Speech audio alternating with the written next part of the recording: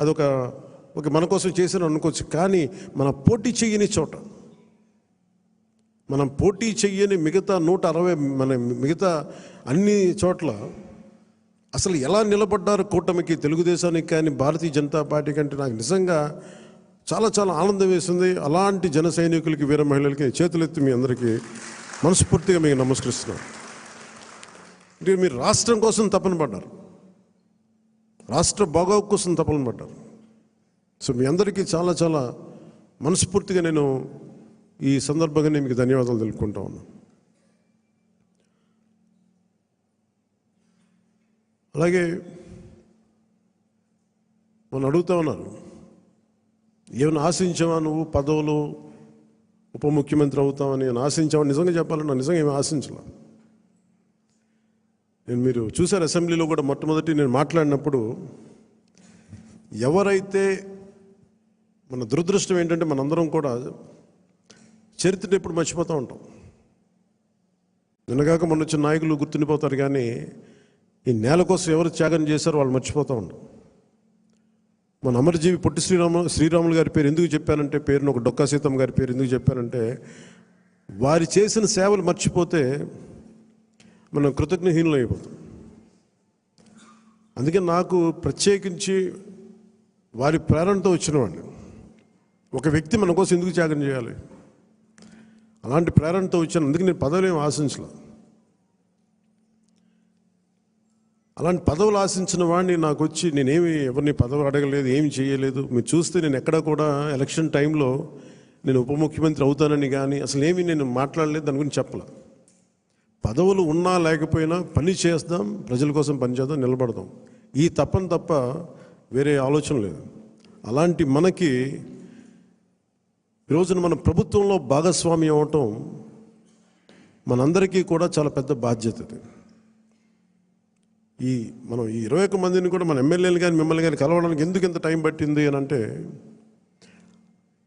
నేను ఎప్పుడు అధికారం నేను చూడలేదు, ఎమ్మెల్యేగా అడుగు పెట్టాల, అధికారం ఎప్పుడు చూడలే. ప్రజలతో పోరాటం చేసుకుంటూ వెళ్ళిపోయాను తప్ప ఎక్కడ కూడా అధికారం ఎలా ఉంటుంది, దాని తాలూ కష్ట నష్టాలు ఏంటి, దాని లోతుపాతు ఏంటి మనకి ఎప్పుడు తెలియదు. అసలు నాకు బాధ్యత తీసుకోగానే చాలా కీలకమైన శాఖలు మనం తీసుకున్నాం.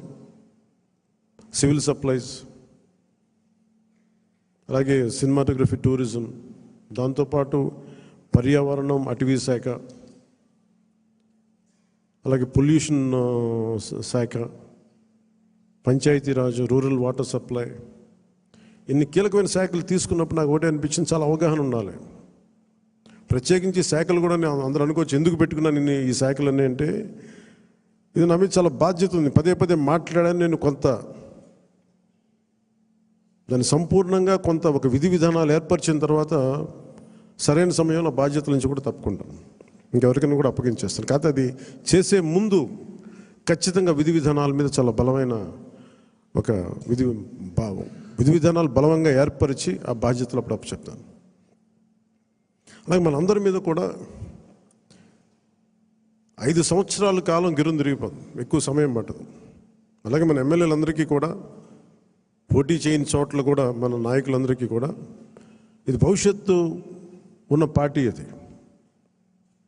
మరి ఎంత బలంగా మనం చేయకపోతే దేశం మొత్తం మన వైపు చూసేలా చేసింది.